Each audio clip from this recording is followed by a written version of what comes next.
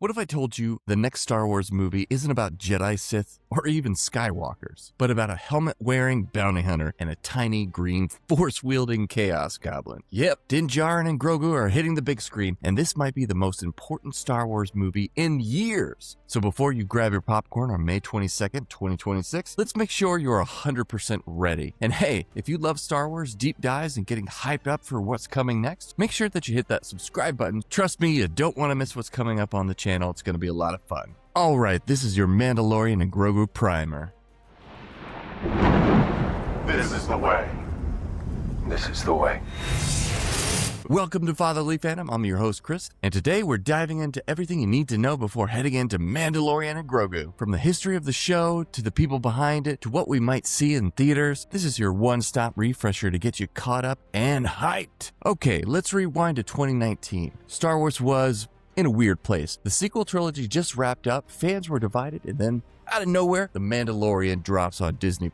And suddenly, everything felt right again. Season 1 gave us a simple story, a lone bounty hunter, a mysterious child, and a galaxy that finally felt lived in again. It had the original trilogy vibe, dusty planets, practical effects, and just enough mystery to keep you hooked. And then, Grogu. The internet broke, toys sold out, memes exploded, and Star Wars had a cultural moment back. By Season 2, things got even bigger, bringing in legacy characters, expanding the lore, and yes, giving us that unforgettable Luke Skywalker moment. Still one of the coolest scenes in Star Wars history. Now, Season 3 shifted gears a bit, focusing more on Mandalorian culture, the rebuilding of Mandalore, and Din Djarin's evolving role. And that's not just as a bounty hunter, but as a father figure too. And that's really what this story is all about. Beneath all the blasters and Beskar, it's all about family. Now let's talk about the masterminds behind this. Jon Favreau, the guy who basically launched the Marvel Cinematic Universe with Iron Man, brought his storytelling style to Star Wars and gave us something that felt both nostalgic and fresh. Then there's Dave Filoni, and if you know Star Wars, you know this guy is basically George Lucas's storytelling apprentice and has quietly been shaping Star Wars lore for years. If there's a deep cut reference to an emotional character arc, you can bet Filoni had a hand in it. Together, Favreau and Filoni are kind of like the ultimate Star Wars tag team. Favreau brings the cinematic storytelling, Filoni brings the lore and heart, and now they're bringing the partnership to the big screen. So how do we get from Disney Plus show to a theatrical release? Simple answer, The Mandalorian became too big to stay on the small screen. After 3 seasons and multiple crossover appearances, including the Book of Boba Fett, the story has expanded into something much larger. We've got the rebuilding of Mandalore, the looming threat of Imperial remnants, and hints at a larger conflict that could tie into the eventual rise of the First Order. This movie isn't just a continuation, it's a turning point. Alright, let's talk cast. Pedro Pascal is returning as Din Djarin, our favorite helmeted dad, and yes, Grogu's back. This is basically his movie too. That's why he's part of the title card. We're also likely to see familiar faces from the series, maybe Bo-Katan, maybe not. Now a leader of Mandalore, maybe even Ahsoka, or a crossover character here or there. Might happen. And of course, there's going to be new faces entering the galaxy as well. One of the biggest additions to the film is a brand new character played by Sigourney Weaver. She's expected to play a high-ranking authority in the New Republic. If you know Sigourney Weaver's track record, she doesn't usually play background characters. She plays leaders, survivors, people who take control of situations. Political power player, possibly clashing with Mandalorians or questioning their loyalty? Or does she have a hidden agenda?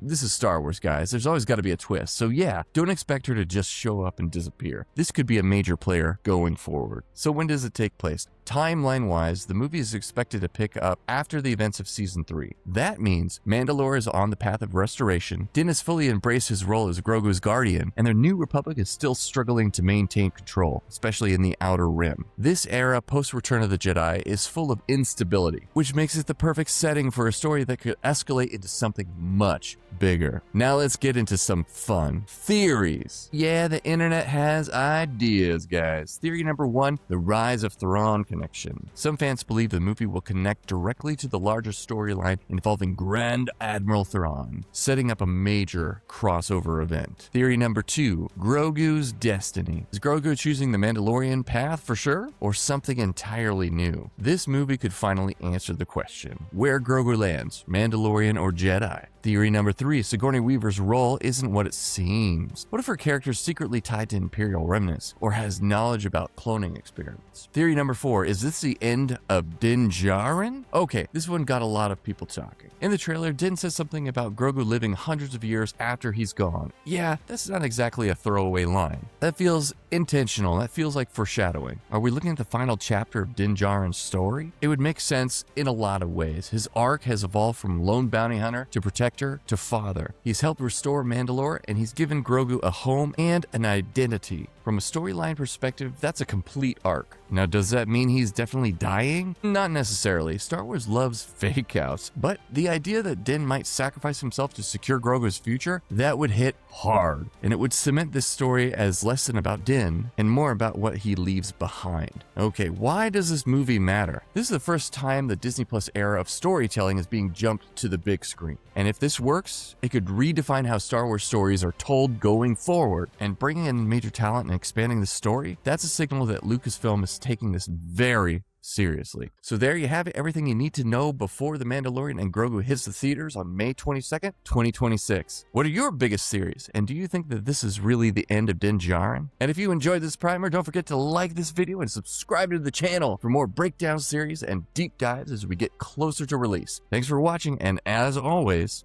I will see you next time.